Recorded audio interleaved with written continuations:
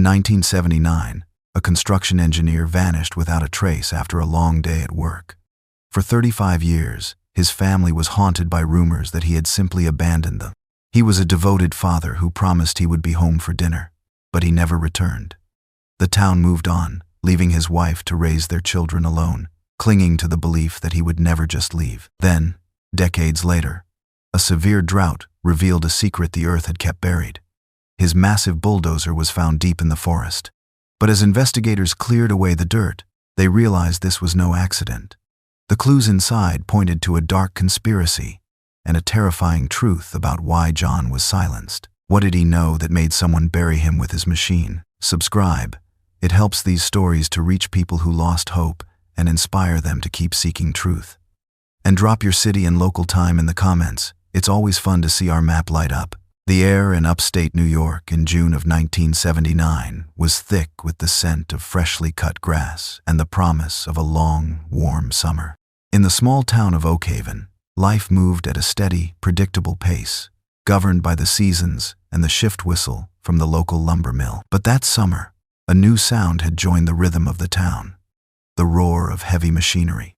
A major county project was underway, carving a wider, more modern road through the dense forests that hugged the town's edge. It was progress, people said, a sign of the times.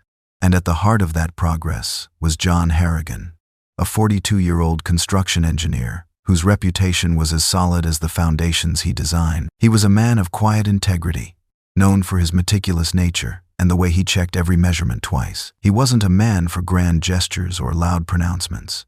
His character was written in the neat, precise lines of his blueprints and the steady, confident way he commanded his crew. He was a father of 2, a husband of 15 years, a man who believed in a day's hard work for a day's fair pay. On a Tuesday evening, as the sun began its slow descent, casting long, golden shadows across the work site, John Harrigan wiped the sweat and grime from his brow with the back of a worn leather glove.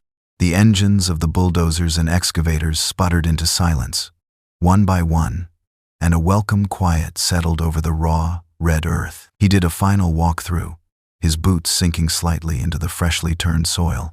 He exchanged a few words with his foreman, Thomas Keene, a gruff but efficient man, their conversation punctuated by the easy shorthand of men who had worked together for years. He waved to a couple of younger workers climbing into their pickup truck, their laughter echoing in the cooling air. "See you tomorrow, John," one of them yelled. John raised a hand in acknowledgement. "Home for dinner," he called back, a simple statement of fact, a promise he had made and kept thousands of times before. He climbed into his own Ford truck, the familiar squeak of the driver's side door a comforting, everyday sound. He turned the key, the engine rumbling to life, and pulled onto the county road, heading home. At the Harrigan house on Maple Street, Margaret was putting the finishing touches on dinner. The familiar, comforting scent of pot roast filled the small, tidy kitchen. Her 2 children, 8-year-old Daniel and 6-year-old Ruth, were setting the table, their small hands carefully placing forks and knives, their chatter a constant, happy buzz in the background. Margaret glanced at the clock on the wall. 6:15. John was usually home by now. She wasn't worried, not yet. A delay on the site, a quick stop at the hardware store for a part he needed for a weekend project. There were a dozen simple explanations. She covered the roast to keep it warm and went to the living room window, peering down the quiet street. The neighborhood was settling in for the evening. Sprinklers hissed on manicured lawns, and the distant sound of a barking dog drifted on the breeze. Another 15 minutes passed. The kids were getting restless. "When's Daddy coming home?" Daniel asked, his brow furrowed with the serious impatience of an 8-year-old. "He'll be here soon, sweetie," Margaret said, her voice brighter than she felt. A small, cold knot was beginning to form in her stomach. This wasn't like John. He was a man of routine, of promises. If he was going to be late, he always called. By 7 o'clock, the knot of worry had tightened into a fist of genuine fear. She sent the children to play in their room and picked up the heavy black receiver of the telephone, dialing the number for the construction site's temporary office. It rang and rang, unanswered. She tried Thomas Keene's home number. His wife answered, saying Tom had come home over an hour ago and had seen John leave right on time. Now, the fear began to pulse in her veins. She called a few of John's friends, other men from the crew. Each one told her the same thing. John had left the site at his usual time, alone in his truck, heading for home. It was as if he had driven into a pocket of thin air between the construction site and his own front door. By 9 o'clock, the sun had set completely, and the streetlights on Maple Street cast a lonely, pale glow.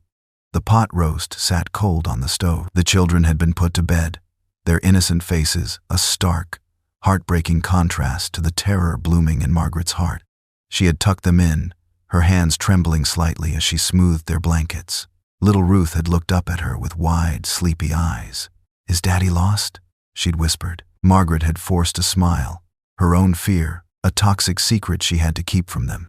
She leaned down and kissed her daughter's forehead, the words coming out as a soft, desperate prayer. "No, baby," she whispered back, the vow forming on her lips even as her mind screamed in panic. "Daddy will come back," she said it again to Daniel, a promise that felt heavier than anything she had ever carried. After the children were asleep, she called the sheriff's department. The voice on the other end was calm, procedural. She answered his questions through a fog of rising dread. Yes, she was sure. No, they hadn't had an argument. No, he didn't have any troubles she knew of. An hour later, Sheriff Ed Wallace was standing in her living room.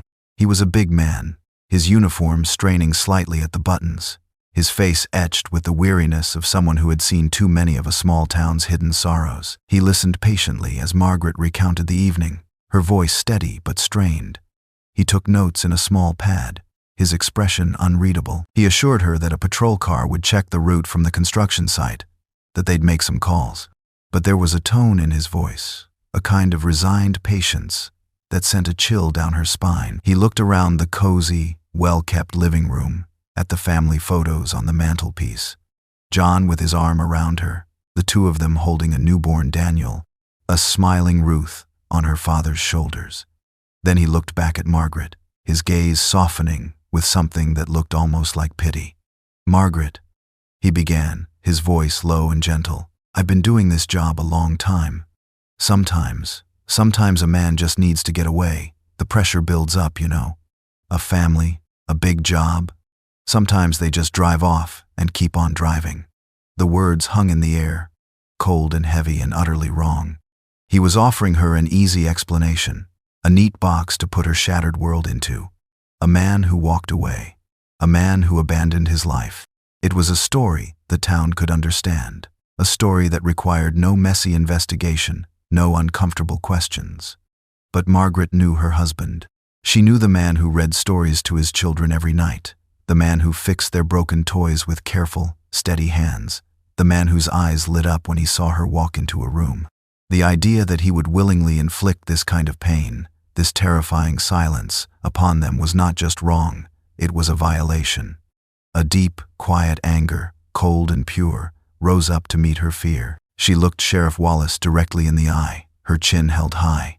"That is not my husband," she said, her voice devoid of hysteria, filled instead with an unshakable certainty. "That is not the man I married. Something is wrong. Someone needs to find him." The sheriff simply nodded, closed his notebook, and promised to be in touch. As the front door closed behind him, leaving her alone in the crushing silence of the house, Margaret Harrigan knew two things with absolute clarity. The first was that her husband was in terrible trouble, and the second was that no one was going to believe her. The days that followed John Harrigan's disappearance bled into weeks, and the weeks congealed into a long, suffocating month. At first, the town of Oakhaven had been galvanized by the mystery. Search parties, organized by well-meaning neighbors and members of the volunteer fire department, combed the dense woods that bordered the new road. They walked in lines, their bright jackets a stark, hopeful contrast against the deep greens and browns of the forest, calling John's name until their voices grew hoarse. They dragged the nearby creeks and peered into abandoned quarries. But the forest, vast and indifferent, offered up no clues. John's truck, a sturdy Ford that was as much a part of his identity as his work boots, was gone. His wallet, his keys, his lunch pail, every ordinary object that made up the architecture of his life had vanished with him. And as the search yielded nothing but sore feet and a growing sense of futility, the town's energy began to wane. The urgency was replaced by a slow, creeping acceptance. Sheriff Wallace officially declared the case inactive, citing a lack of any evidence of foul play. The unspoken conclusion, the one he had planted in Margaret's living room on that first terrible night, began to take root in the town's collective mind. The road project, after a brief pause, resumed its noisy, relentless march forward, and soon the freshly paved asphalt gleamed under the summer sun, a smooth, dark scar on the landscape that seemed to cover over the memory of the man who had helped build it. The world moved on, but for the Harrigan family, time had stopped. Their house on Maple Street became an island of silence in a sea of normalcy, a place haunted by a question that had no answer. Margaret learned to live under the weight of that silence. She raised her children in the shadow of their father's absence, a presence so profound it was almost a physical entity in their home. She learned to navigate the world as a single mother, a role she had never anticipated, in a town that now looked at her with a mixture of pity and quiet suspicion. The pity was the hardest to bear. It came in the form of casseroles left on her doorstep, in the lowered voices of women at the grocery store who would stop talking when she entered the aisle, in the sad, knowing smiles from people who believed they understood her tragedy better than she did. They saw a woman abandoned, a wife left to pick up the pieces of a life shattered by a man's selfish decision. They did not see the truth she carried in her heart, a truth as solid and unyielding as granite. John would not have left them. In the lonely hours after the children were asleep, she would sit at the kitchen table and open her husband's work notebook. It was a simple, spiral-bound book with a worn, coffee-stained cover. But inside, it held the essence of the man she loved. Page after page was filled with his neat, angular handwriting, with precise calculations and intricate sketches of load-bearing walls and drainage systems. He thought on paper, and his thoughts were orderly, logical, and built to last. Tracing the lines of his drawings with her fingertip was a kind of communion, a way to feel close to the disciplined, honorable mind that had created them. This notebook was her shield against the whispers, her proof that a man who paid such meticulous attention to the world around him would never be careless with the lives of his family. It was an artifact of his integrity, and she held on to it as if it were the last piece of him left on earth. The rumors started as murmurs and grew into accepted fact. Oakhaven, like any small town, thrived on stories, and the story of John Harrigan was too compelling to resist. Had he been in debt? Some wondered over coffee at the local diner. Someone's cousin had heard he'd been seen arguing with a supplier. Was there another woman? A neighbor might ask over a backyard fence. He was a good-looking man, after all, and those long days on the construction site, the narrative that Sheriff Wallace had so casually offered, became the town's official version of events.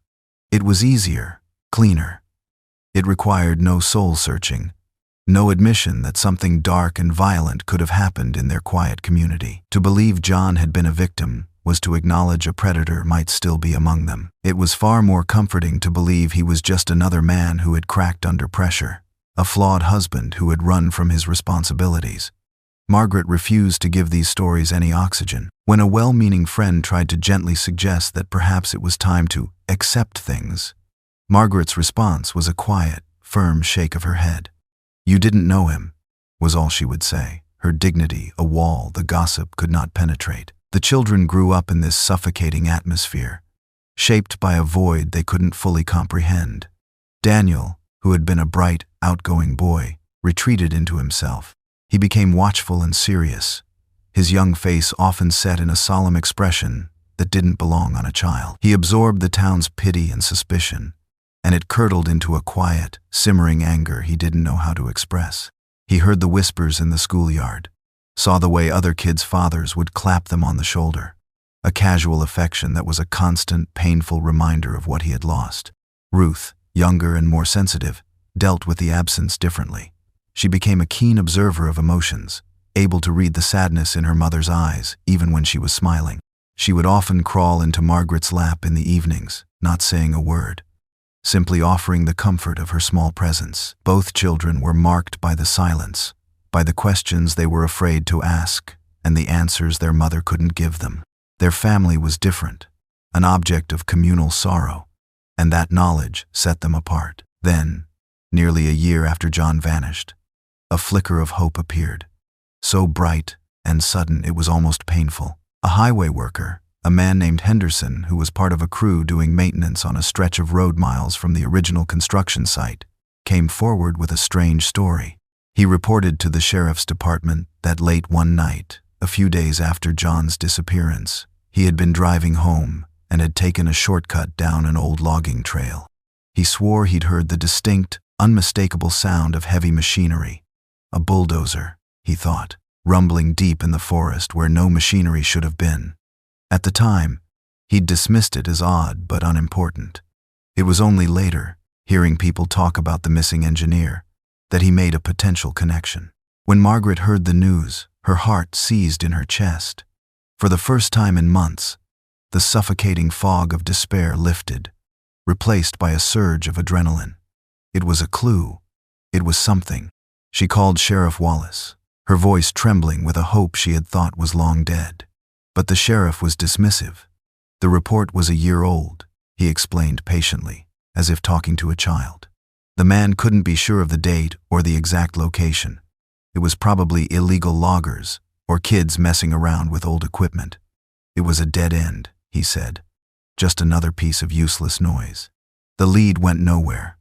The flicker of hope was extinguished as quickly as it had appeared, leaving the darkness behind it seem even deeper than before. The weight of silence settled back over the Harrigan family, heavier now, compounded by the fresh sting of institutional indifference. The years began to pass, each one a silent monument to a life interrupted, a mystery the world had chosen to forget. The 1980s came and went, a decade of change that washed over Oakhaven like a slow tide, altering its shoreline but leaving the deep currents of memory untouched. The new county road, once a symbol of progress, was now just a road, its asphalt weathered and patched, its novelty forgotten. The children who had been born the year John Harrigan disappeared were now teenagers, driving their own cars along that very stretch of pavement, oblivious to the story buried beneath its history. By the early 1990s, another wave of progress was lapping at the town's edges. Developers, smelling opportunity in the cheap, undeveloped land, began sending survey crews into the same dense forests that had been the focus of the search more than a decade earlier. They came with their bright orange vests, their tripods and transits, and their modern, ambitious plans for housing tracts with names like Whispering Pines and Forest Glen. They hacked their way through thickets of underbrush that seemed to spring up overnight, battling thorny vines and swarms of black flies. The forest was not a welcoming place. It was a tangled, secretive entity that seemed to actively resist being measured and mapped. The surveyors found nothing out of the ordinary, just acres of thick brush, towering oak trees, and damp, marshy ground that swallowed the sound of their footsteps. They found no rusted metal, no scraps of clothing, no sign that a man and his multi-ton machine had ever been there. To them, it was just land, a blank space on a map waiting to be filled. But to the longtime residents of Oakhaven, that forest was not empty. It was full. It was full of a story, a mystery that had seeped into the very soil. Over the years, the official narrative of a man who simply walked away had frayed around the edges, replaced by something more primal and mythic. The townspeople, especially those who had known John, began to say that the forest had swallowed him. It was a phrase that captured the sudden, absolute nature of his disappearance. One moment he was a man driving home to his family. The next, he was gone, erased by the ancient, indifferent woods. His story became a local legend, a cautionary tale parents told their children to keep them from wandering too far from the path. And at the heart of that legend was the bulldozer. In the schoolyards and at sleepovers, a new generation of Oakhaven kids told ghost stories about the phantom machine. They claimed that on still, moonless nights, if you stood at the edge of the woods near the old construction route, you could hear the faint, ghostly rumble of its engine, a lost sound echoing from deep within the trees. The bulldozer he drove that day became a ghost, a mechanical monster that roamed the forest, forever driven by the ghost of the man who had vanished with it. The story served a purpose. It transformed a painful, unresolved human tragedy into a piece of folklore, making it safer, more distant, and easier to live with. The truth was too messy, too frightening. A ghost story was something you could tell with a shiver and a smile, and then forget. But Margaret Harrigan could not forget. In her quiet house on Maple Street, the ghost was real, and it had a name. She was in her 50s now, her hair streaked with a soft gray that framed a face where strength and sorrow had etched their competing lines. The pity of the town had long since faded, replaced by a kind of respectful distance. She was the widow who wasn't a widow, a permanent fixture in the town's landscape of quiet tragedies. Her life was one of routine and steadfast faith. She went to church every Sunday, worked a part-time job at the town library, and tended her small garden with the same meticulous care her husband had once given his blueprints. And almost every night, she continued her ritual. She would sit with John's work notebook, its pages now soft and fragile with time. It was no longer just a memento. It was a sacred text. She knew its contents by heart, the precise measurements for culverts, the stress calculations for retaining walls, the small doodled notes in the margins. She couldn't understand the engineering, not really, but she understood the man behind it. She understood the mind that could not abide a crooked line or a weak foundation. A man like that, she knew with a certainty that had never wavered, did not build his life on lies. He did not make promises he had no intention of keeping. Her faith, John's notebook, and the stubborn belief that truth, like water, must eventually find its way to the surface. These were the three pillars that held up her world. The silence in her home was no longer a terrifying void. It was a patient, waiting silence. A silence that listened for an answer it knew must someday come. Her children had grown up and were finding their own ways to live with that silence. Ruth, empathetic and warm, had moved to a nearby city to become a nurse, her career a testament to a deep-seated need to care for and heal others. But Daniel had stayed. The quiet, watchful boy had become a quiet, watchful man. After high school, he'd surprised everyone by taking a job not in construction, not in a trade, but in the sterile, fluorescent-lit halls of the Oakhaven County Planning Office.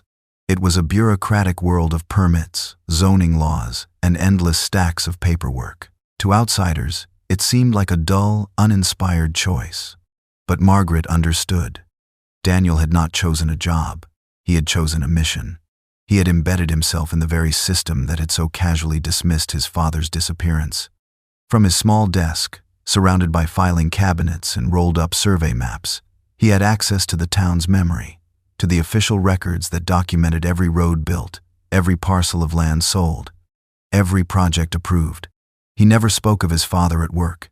He was a model employee, methodical, efficient, and deeply private. But in the quiet moments, after his colleagues had gone home, he would pull old plat maps from the archives, dusty documents from the late 1970s. He would unroll them on his desk, the old paper crackling under the harsh office lights, and trace the lines of the county road project his father had been working on. He was looking for discrepancies, for notes in the margins, for anything that didn't add up. He was sifting through the dry, bureaucratic past, searching for a single thread that might lead him back to that June evening in 1979. One evening, alone in the silent office, he found a preliminary survey map from the project. He spread it out, his finger tracing the proposed route, a route that differed slightly from the final, finished road. He looked at the dense, cross-hatched area marked as Forest Preserve, the same area the developers were now trying to tame. He leaned in closer, his heart beginning to beat a little faster. He was his father's son, a man who believed in facts, in evidence, in things you could measure and prove. And as he stared at the map, a quiet vow solidified in his mind, a promise made not in grief, but in cold, patient determination. He would keep searching. He would use the system's own tools, its own records and rules, to uncover the truth it had so willingly buried. The forest had kept its secrets for more than a decade, but Daniel Harrigan was determined to make it speak. The years unspooled, one after another, each laying down a thin layer of dust and forgetfulness over the story of John Harrigan. By the year 2014, an entire generation had been born and raised in Oakhaven, with no living memory of the man, only the faint echo of his myth. The Bulldozer in the Woods was a story for campfires, not a headline. The world had changed in countless ways. The hum of the internet had replaced the gossip at the post office, and cell phones had rendered the old party lines obsolete. But some things remained constant. The forest still stood, a vast green wall at the edge of town, and the seasons still turned with predictable certainty. That summer, however, something was different. A punishing heat settled over the region in late May and refused to leave. The sky remained a pale, cloudless blue, week after week. The usual summer thunderstorms never materialized, their distant rumbles a broken promise on the horizon. A severe drought took hold, the worst in the county's recorded history. Rivers shrank to trickles, their rocky beds exposed to the sun for the first time in a century. Farmers watched their crops wither in the fields, the soil cracking into a dry, geometric mosaic. The entire landscape seemed to hold its breath, parched and waiting. Deep in the forest preserve, in an area that had always been a stagnant, impassable swamp, the drought was performing a slow, inexorable magic. The water, which had stood for decades, began to recede. The thick, black mud at the bottom baked and hardened under the relentless sun, and the reedy marsh grasses turned a brittle, uniform brown. The swamp was giving up its secrets. It was a Saturday, in early October, during the peak of bow hunting season, when two brothers, Mark and David Peterson, decided to venture into that newly accessible part of the forest. They were experienced hunters who knew the woods around Oakhaven like the back of their hands, but this particular area had always been off-limits, a place of sucking mud and impenetrable cattails. The drought had opened up new territory, and they hoped the deer, driven by thirst, might have forged new trails to whatever water remained. They pushed their way through the dry, crackling undergrowth, their boots kicking up puffs of fine, gray dust. The air was still and strangely silent. After an hour of walking, they came to the edge of what had once been the swamp. It was a desolate, alien landscape. The ground was a vast, cracked pan of dried earth, littered with the bleached skeletons of fish and turtles. In the very center, a small, murky pool of water shimmered under the afternoon sun. As they scanned the area for tracks, Mark stopped dead, raising a hand to silence his brother. He pointed. "What in the world is that?" he whispered. About 50 yards away, rising from the cracked earth like a rusted metal tombstone, was a shape that did not belong. It was a large, curved piece of steel, painted a faded, peeling yellow, with a dark, rectangular opening that looked like a hollow eye socket. It was unmistakably man-made. Curiosity overriding caution, they made their way toward it, their boots crunching on the desiccated ground. As they got closer, the scale of the object became apparent. It was huge. The curved metal was the top of a cabin, and attached to it, half buried in the mud, was the massive, hulking frame of a heavy machine. Rusted tracks disappeared into the baked earth on either side. A thick layer of dried algae and mud coated its surfaces, but there was no mistaking what it was. It was a bulldozer, a ghost from a forgotten story, resurrected by the sun. The Peterson brothers stood in stunned silence for a long moment, the ghost stories of their childhood rushing back with terrifying clarity. This wasn't folklore. This was real. They backed away slowly, as if from a sacred, forbidden thing, and rushed back to town, their hunting forgotten. The news, when it broke, did not spread like wildfire. It was a detonation. The first call went to the new sheriff, a young, competent man who had only known the Harrigan case as a cold file in the archives. Within an hour, a deputy's car was bumping down the old logging trail. By nightfall, the entire town was buzzing with a story that had been dormant for 35 years. The phantom bulldozer was real. It had been found. The news traveled by phone and text message, a shocking headline that resurrected old questions and old sorrows. For the town of Oakhaven, it was a stunning revelation. For the Harrigan family, it was an earthquake. Daniel got the call at his desk in the planning office. He listened to the sheriff's calm, professional voice, his own hand gripping the receiver so tightly his knuckles turned white.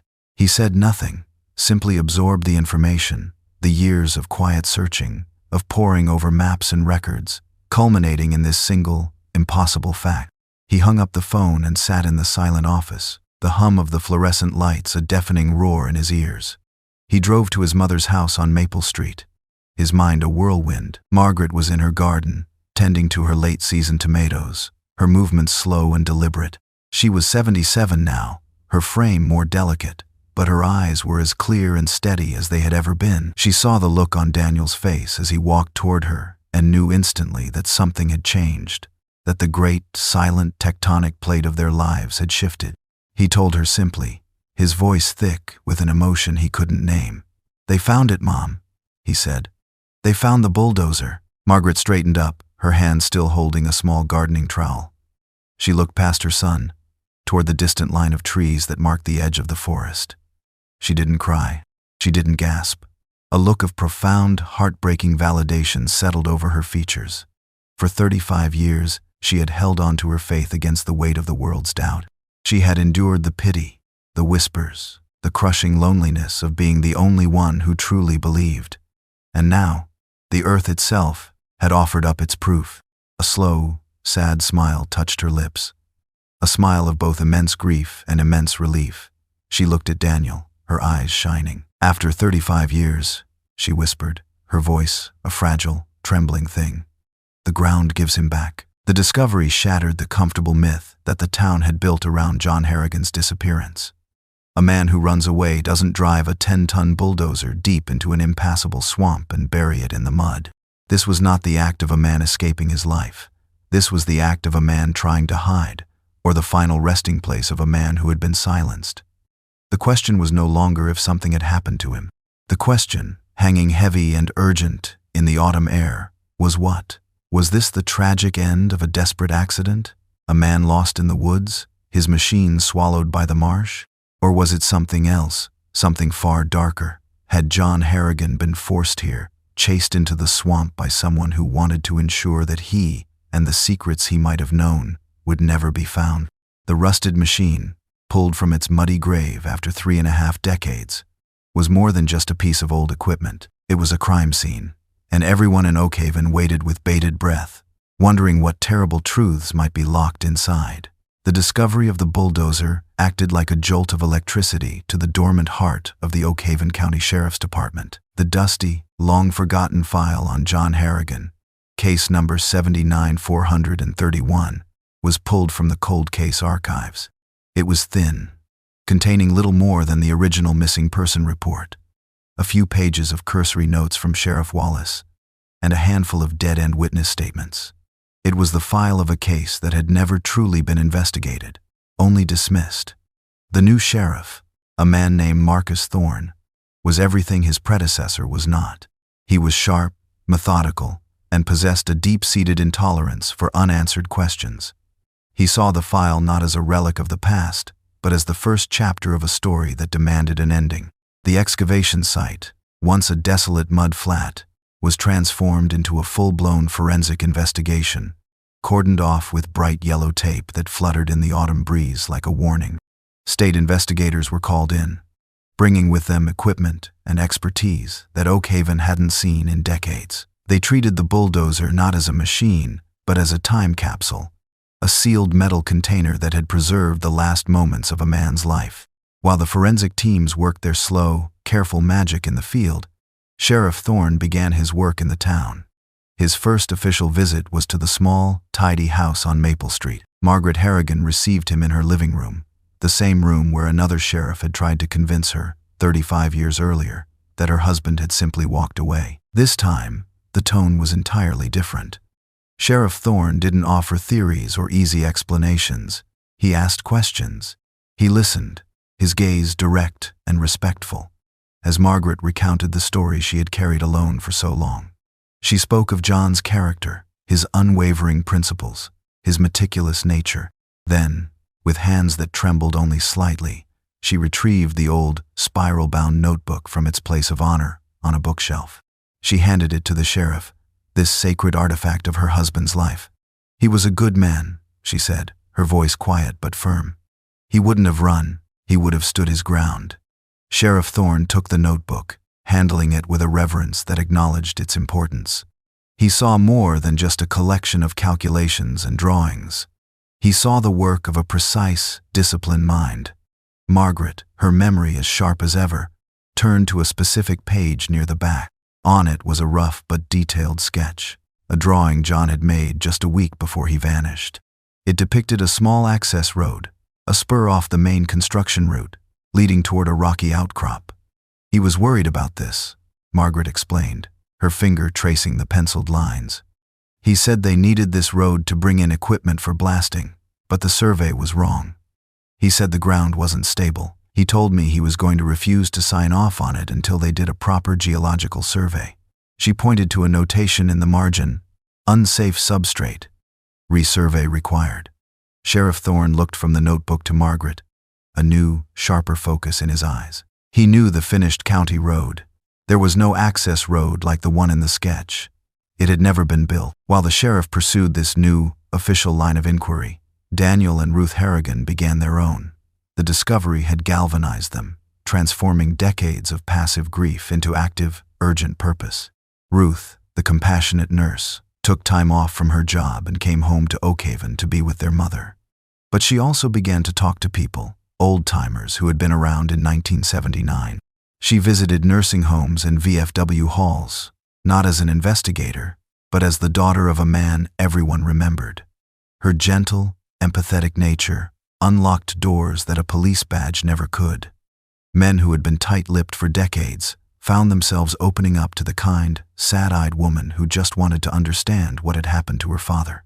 She listened to stories of the construction site, of the pressure to finish the project on time and under budget, of the powerful local businessman who had a lot of money riding on its completion. Daniel, meanwhile, unleashed the full force of his quiet, methodical obsession.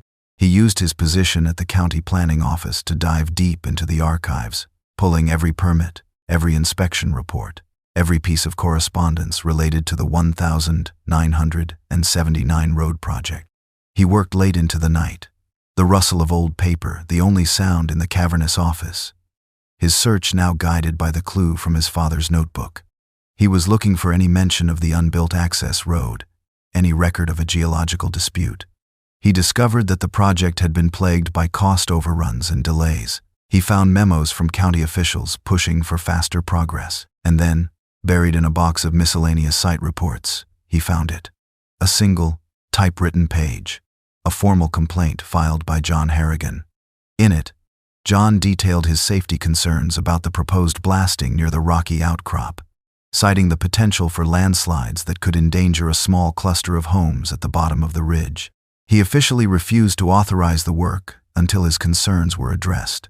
The complaint was dated 2 days before he disappeared. The threads of the past were beginning to unravel, and they were weaving a dark and damning tapestry.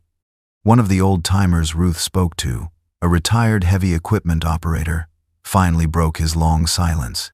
He confessed, his voice heavy with a guilt he'd carried for 35 years, that he remembered a vicious argument between John Harrigan and the foreman, Thomas Keene, just days before John vanished. He'd overheard Keene shouting that John's stubborn foolishness was going to cost everyone a lot of money. Keene had warned him to get with the program, or he'd be replaced. Another witness, a woman who had lived near the construction site, came forward after seeing the news on television. She had called the sheriff's department back in 1979 to report seeing headlights and hearing shouting in the woods late on the night John disappeared, but she had been dismissed as a hysterical housewife. Her account, ignored for decades, was now a crucial piece of the puzzle. The family's belief, once a lonely outpost of faith, was now being fortified by a wall of evidence. John Harrigan hadn't just vanished, he had been silenced. He had raised safety concerns that threatened to derail a lucrative project, and he had paid the ultimate price for his integrity. Then came the news from the excavation site. The forensic team had finally managed to pry open the rusted, mud-caked door of the Bulldozer's cabin. The interior was a time capsule of decay, filled with stagnant, brown water and a thick layer of silt. As they carefully drained the cabin and began to sift through the sludge, they found what they were looking for. There were no human remains. The acidic swamp water would have dissolved them long ago. But there, resting on the silt-covered controls, perfectly preserved by the lack of oxygen, was a pair of thick, leather work gloves. They were John Harrigan's gloves, positioned exactly as they would have been if his hands had been on the levers when the machine went into the water. It was a chilling, silent testament. He had not abandoned his machine. He had gone down with it. The discovery sent a shockwave through the town. The ghost story was dead. This was no longer a myth or a mystery.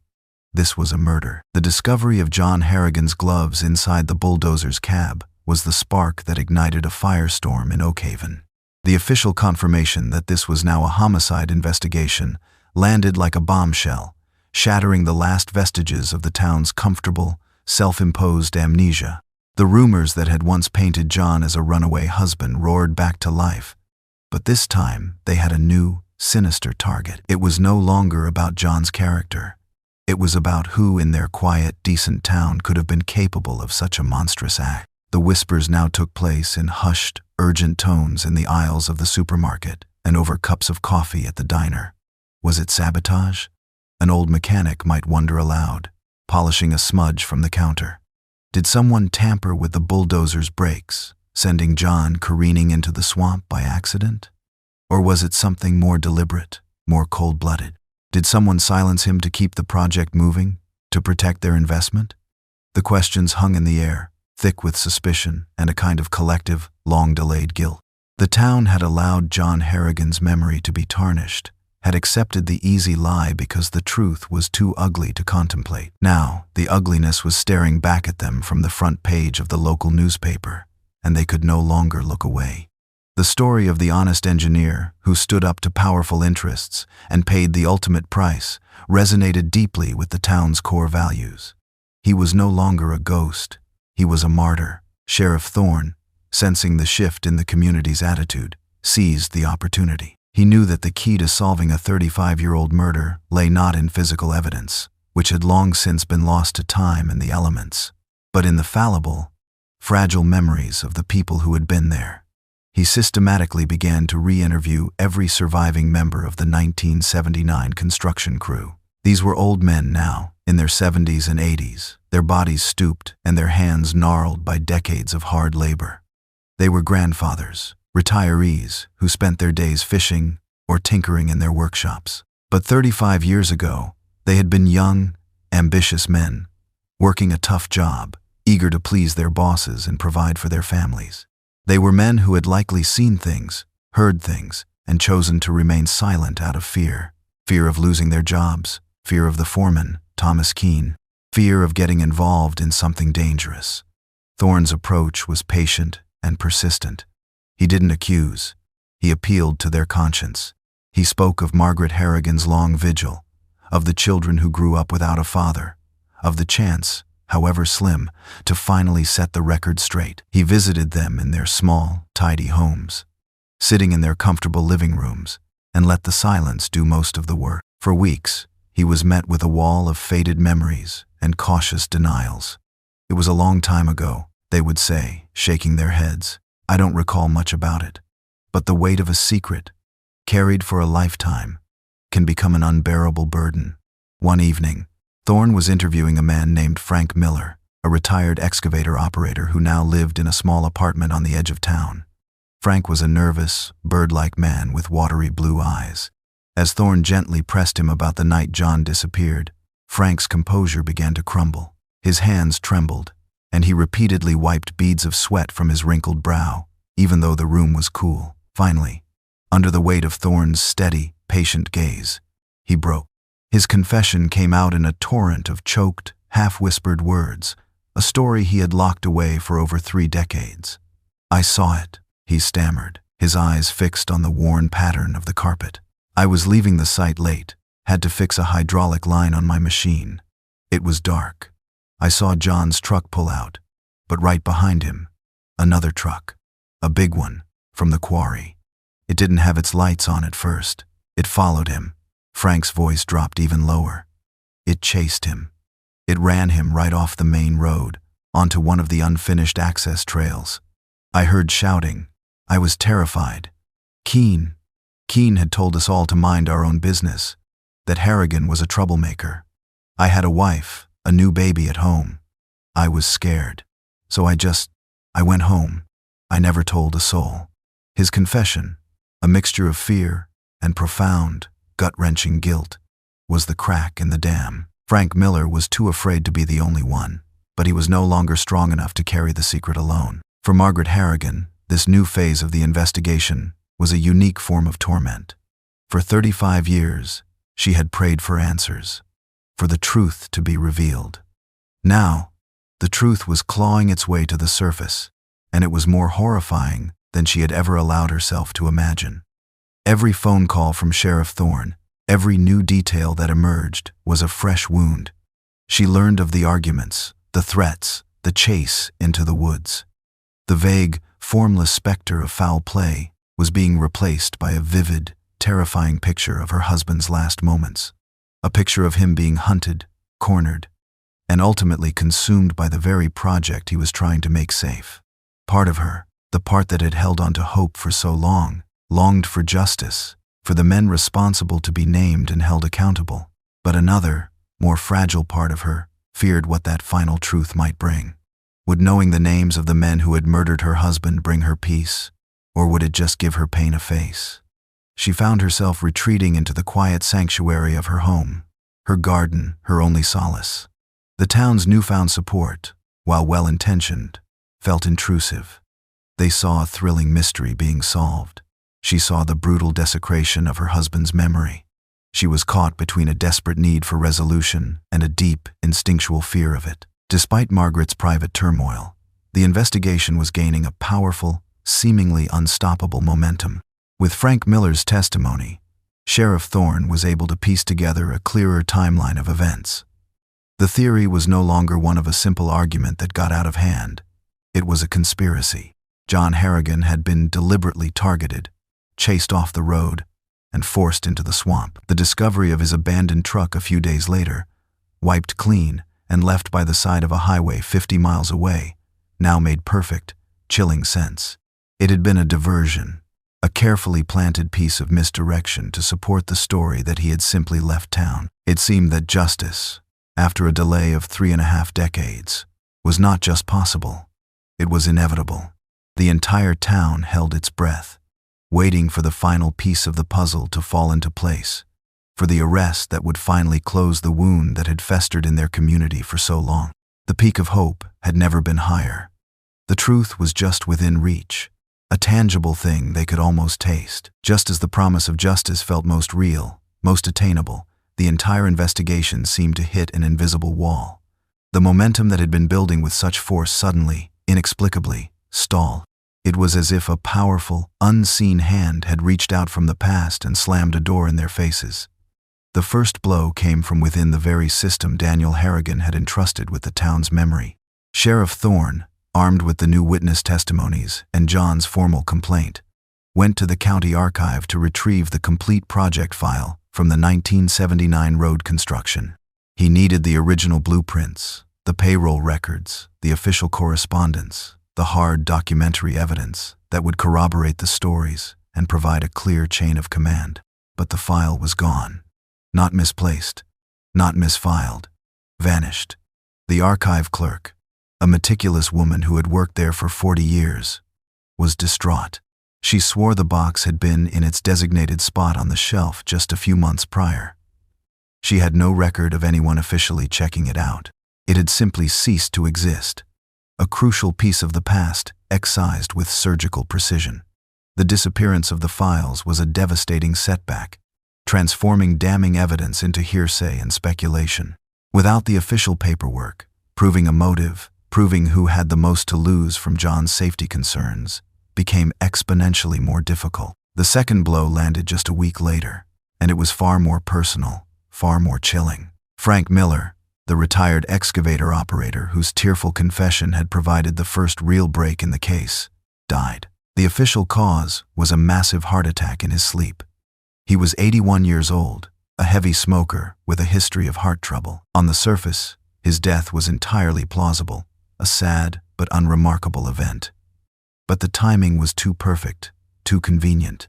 To Sheriff Thorne and the Harrigan family, it felt less like a tragedy and more like a strategic move in a very old, very ruthless game. Frank had been the only eyewitness willing to speak on the record about the chase. With his death, The cornerstone of the criminal case against any potential suspects crumbled into dust.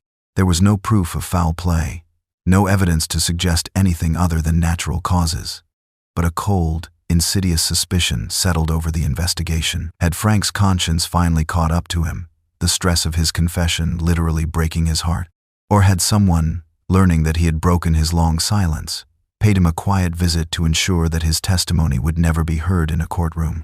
The question was unanswerable, and that made it all the more terrifying.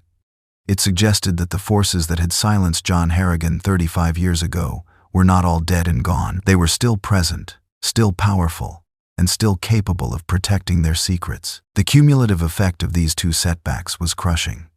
The bright peak of hope the town had been standing on just weeks before crumbled, sending them sliding back into the familiar valley of doubt and frustration.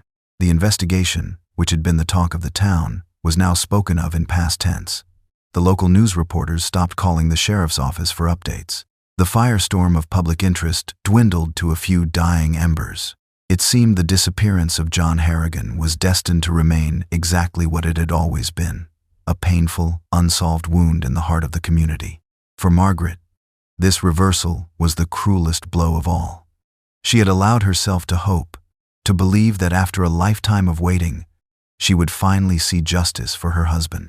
She had endured the dredging up of painful memories, the reliving of her darkest days, all in the service of that hope. Now, to have it snatched away at the last moment was an act of profound cruelty. One afternoon, while watering her plants, the weight of it all became too much. A wave of dizziness washed over her, and the world went gray at the edges. She collapsed in her garden, the watering can falling from her hand, its contents seeping into the dry soil. Ruth found her a few minutes later and rushed her to the hospital. The doctors called it a transient ischemic attack, a mini-stroke, brought on by extreme stress and exhaustion. She would recover, they said, but she needed to rest to avoid any more emotional strain. The news of her collapse sent a wave of guilt and sorrow through the town, but it also served as a grim metaphor for the case itself. Like Margaret, the investigation had collapsed under its own weight, worn out by decades of waiting and the crushing disappointment of a resolution that would never come. Daniel felt the defeat more keenly than anyone. He had dedicated his adult life to this quiet, methodical search for the truth. He had believed, with the unshakable faith of a son trying to reclaim his father's honor, that the system would work. He believed that facts, evidence, and records would ultimately triumph over lies and silence. The disappearance of the files from his own workplace was a personal betrayal. It was a mockery of everything he had worked for. He visited his mother in the hospital, her small, frail form lost in the sterile white sheets, and a cold, bitter despair settled over him. He had brought this all back up, he thought. He had pushed and prodded at the past, only to bring his mother more pain, to put her in this hospital bed.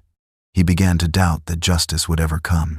Perhaps the secrets of 1979 were buried too deep, protected by men too powerful, their influence still echoing through the decades. He looked out the hospital window at the town of Oakhaven, the place he had never left, and for the first time, he felt trapped.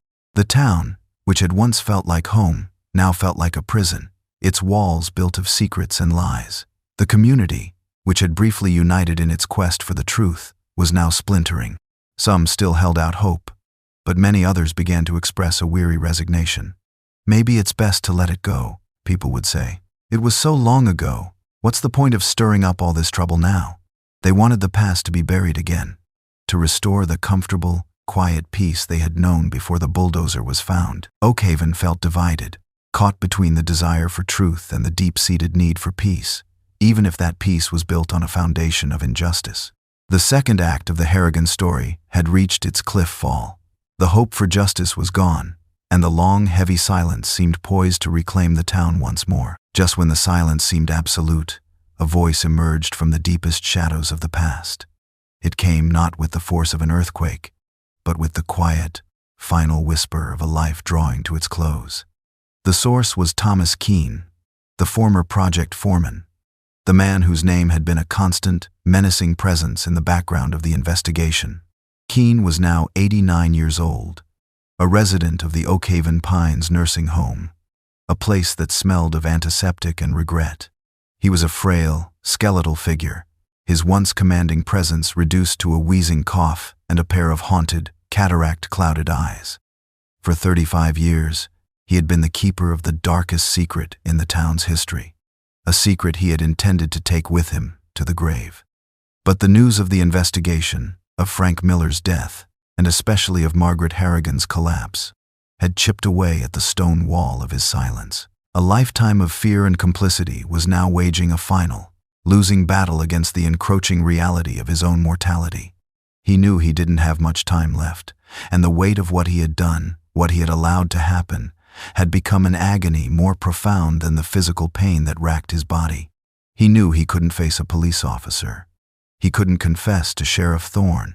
But there was one person he felt he could speak to, one person whose face represented the family he had helped to destroy. He asked one of the nurses to make a call. Ruth Harrigan was sitting by her mother's bedside, reading aloud from a book of poetry, when her phone buzzed. She saw the nursing home's number on the screen and assumed it was a routine call about a patient she had once cared for. The nurse's message was brief and cryptic. Thomas Keene was asking to see her.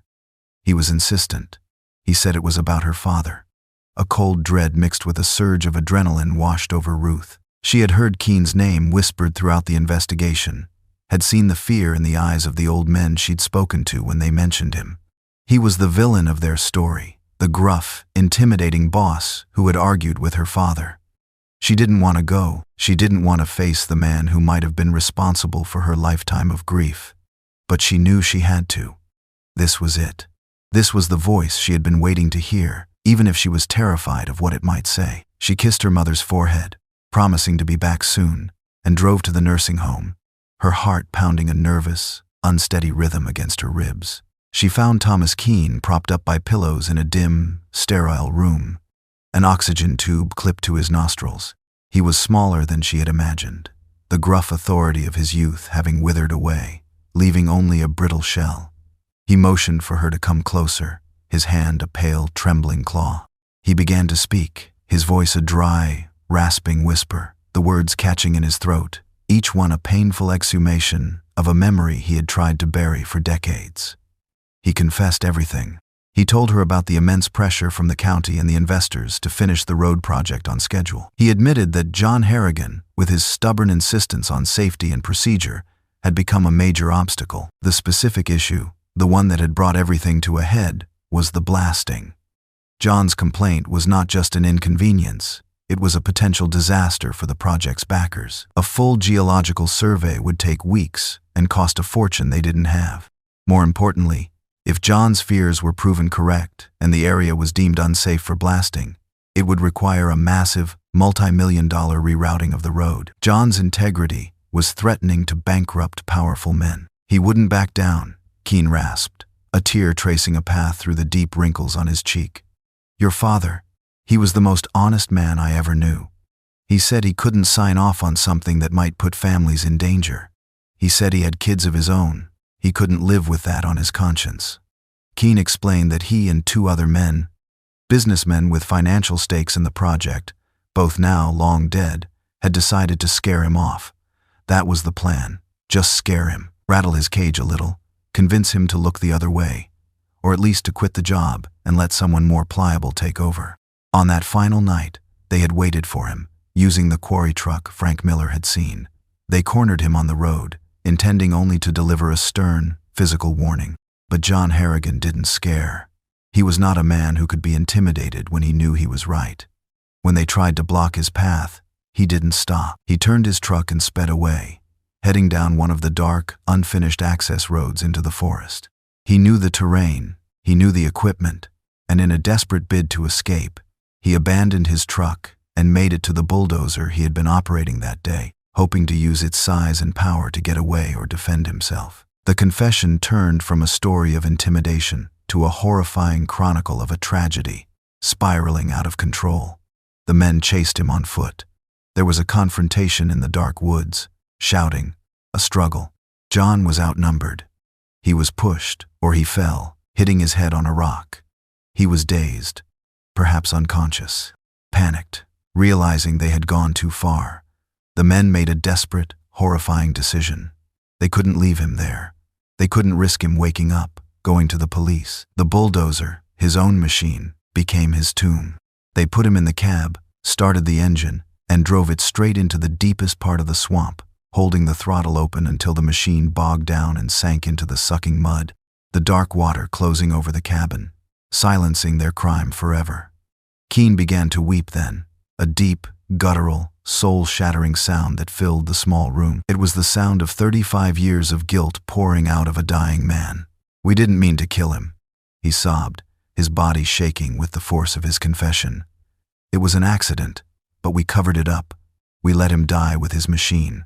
We let the forest keep our sin." Ruth sat frozen, listening to the story of her father's final, terrifying moments. The truth was more brutal, more senseless, and more tragic than anything she could have imagined. Her father hadn't just been murdered. He had been erased, his death a panicked, clumsy act of cowardice by men who valued money more than a human life.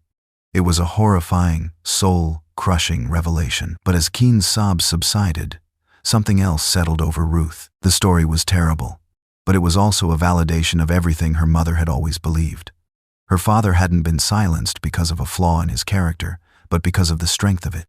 He had died protecting innocent families. He had died because he was an honest man in a world of compromise and corruption. The emotional low point of the story was also, in a strange and terrible way, its moral peak. The truth, in all its horror, confirmed John Harrigan's unwavering integrity. Justice, in a legal sense, might never be served. The other men were dead, and Keene would not live to see a trial. But the truth, the real truth, was finally out. And for the Harrigan family, that was a form of justice all its own. Thomas Keene's deathbed confession could never be used in a court of law. It was a story told in whispers, a final, desperate unburdening of a guilty soul, not a piece of admissible evidence. Keene himself passed away 2 days after speaking with Ruth, his secret finally relinquished. Legal justice, the kind that ends with a verdict and a sentence, was no longer possible. The other men involved had been dead for years, their names now just footnotes in a tragic history. Yet, the truth, once spoken, could not be silenced again. Ruth shared the story with Sheriff Thorne, who, while unable to make an arrest, officially closed the case, citing the confession as the definitive, albeit legally unenforceable, conclusion. The official cause of John Harrigan's disappearance was changed from missing to victim of a homicide. It was a small, bureaucratic act, but for the Harrigan family, it was monumental. It was the system finally acknowledging the truth they had known in their hearts for 35 years. The town of Oakhaven, having been on a roller coaster of hope and despair, received the final story with a profound and somber sense of closure. There was no victory, no celebration, only a deep, collective exhale. The ugly secret they had lived with for so long was finally out in the open, and in its place, something new began to grow. A deep and abiding respect for the man they had once so easily misjudged. The community, moved by a shared sense of shame and a desire for redemption, decided that John Harrigan's story needed a proper ending. They would not let his memory fade back into the silence of the past. A town committee was formed, and a decision was made.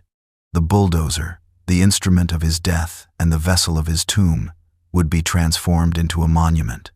It was painstakingly removed from the forest, not as a piece of evidence, but as a historical artifact. Volunteers from local welding shops and auto body garages spent weeks cleaning away the decades of rust and mud, carefully restoring the machine's faded yellow paint. It was not a restoration to make it new, but an act of reverence, preserving the dents and scars it had acquired in its long, silent vigil. The massive machine was then given a place of honor in a small park near the entrance to the town hall. It was mounted on a concrete slab, its great steel blade lowered, as if in a final, respectful bow. A simple bronze plaque was installed at its base, its words carefully chosen by Daniel and Ruth. It read, "In memory of John Harrigan, 1937, 1979, an engineer who stood for safety, a man who stood for what was right. His integrity was the foundation he built upon." The monument was unconventional, even strange to outsiders. But for the people of Oakhaven, it was perfect. It was a testament to the town's industrial roots, a symbol of the hard work and moral courage that lay at the heart of their community. It was a promise, forged in steel, that they would never again allow the truth to be so easily buried. On a bright, clear morning in late spring, a year after the bulldozer had been found, the town gathered for a memorial service at the site of the new monument. The entire community seemed to be there, old men who had worked on the crew with John, their faces etched with a sorrowful understanding, young families who had only known the story as a local legend, the sheriff and his deputies, their uniforms crisp and formal. Margaret Harrigan sat in the front row, bundled in a warm shawl, flanked by Daniel and Ruth. She was frail now, her health still delicate, but on this day, she seemed imbued with a serene and luminous strength. She looked at the massive, silent machine, not with the horror of her husband's final moments, but with a sense of peace. The bulldozer was no longer a symbol of his death. It was a symbol of his life, of his unshakable character. One by one, people came to the podium to speak. The mayor spoke of John's courage as a lesson for future generations. Sheriff Thorne spoke of the persistence of truth. But the most powerful words came from Daniel. He stood before the crowd, no longer the quiet, withdrawn man from the planning office, but the proud son of a hero. He spoke not of anger or vengeance, but of the importance of remembering. He told the town that the greatest tribute to his father was not the monument, but the willingness to stand up for what is right, even when it is difficult, even when you are standing alone. After the official ceremony was over, and as the crowd began to disperse, Margaret remained seated, her gaze fixed on the bronze plaque. Daniel and Ruth stood beside her, their presence a quiet, supportive shield. She reached out a trembling hand and laid it on the cold, weathered steel of the bulldozer's track. A small, genuine smile touched her lips, a smile that seemed to erase the long, hard years of waiting. She turned her face up toward her children, her eyes clear and bright. "Your father never abandoned you," she whispered, her voice filled not with sorrow, but with a deep and final peace. "He never left. He stood for what was right, and that is a part of him that will always be with you." In that moment, the family found the closure they had been seeking for so long. It was not the justice of punishment, for the guilty were beyond its reach. It was the justice of restoration. John Harrigan's reputation, once tarnished by whispers and lies, was restored. His courage, once a secret known only to his family, was now honored by the entire community. His sacrifice, once a pointless tragedy, now had meaning. The silence that had haunted their family for 3.5 decades was finally, truly broken, replaced by the enduring power of his story. As dusk began to settle over the small town of Oakhaven, casting long shadows across the park, a gentle breeze rustled the leaves of the old oak trees. The last rays of sunlight glinted off the bronze plaque, making the inscribed words shine. The forest, visible in the distance, stood as a silent, watchful witness. What had once swallowed a man and his secret had now, through the slow, inexorable turning of time, given back his story. The wound in the community was healed, not by forgetting the past, but by finally having the courage to face it. And in the quiet peace of the evening, justice, though long delayed and unconventionally served, felt complete.